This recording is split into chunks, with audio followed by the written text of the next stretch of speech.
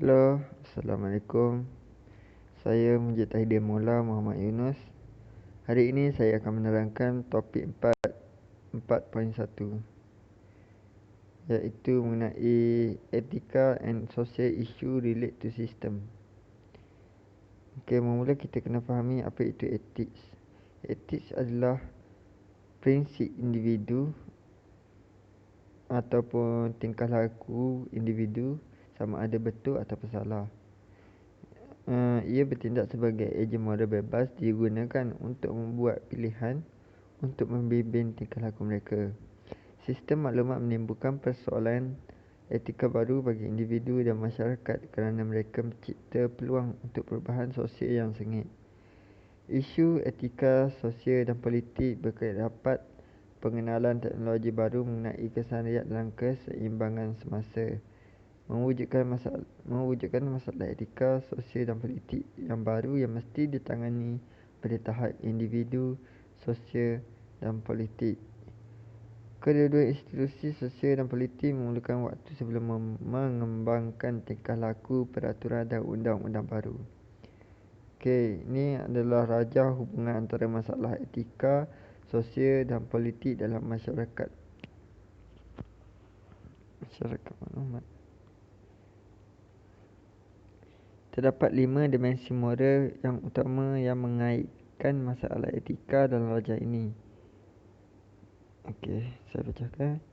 Ada 5 dimensi moral yang utama. Yang pertama adalah hak dan tanggungjawab maklumat. Apa hak maklumat yang dimiliki individu dan organisasi berkenaan dengan maklumat mengenai diri mereka? Apa yang dapat mereka lindungi dan apakah tanggungjawab individu dan organisasi mengenai maklumat ini. Yang kedua adalah property rights and obligation, iaitu hak dan tanggungjawab harta benda.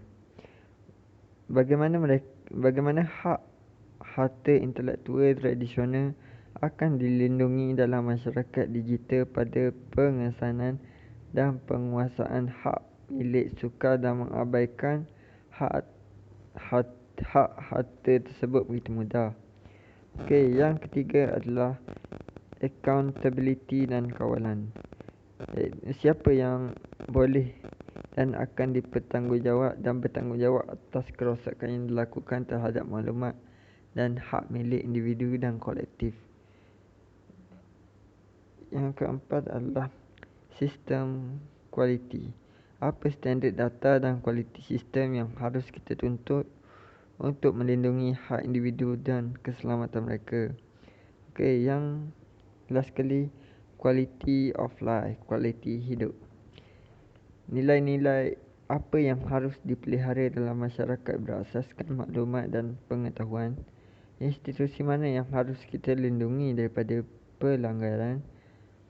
Dan nilai dan amalan budaya mana yang disokong oleh teknologi maklumat baru. Five moral ni dia menimbulkan persoalan. Kita pergi kepada kunci 4 kunci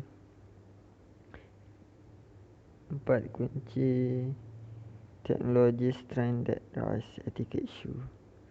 Yang pertama adalah penggandaan kuasa komputer ataupun doubling of computer power.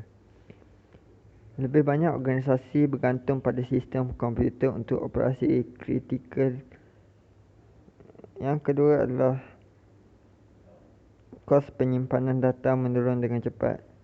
Organisasi dapat mengekalkan pangkalan data terperinci mengenai individu dengan mudah. Yang ketiga adalah kemajuan rangkaian dan internet.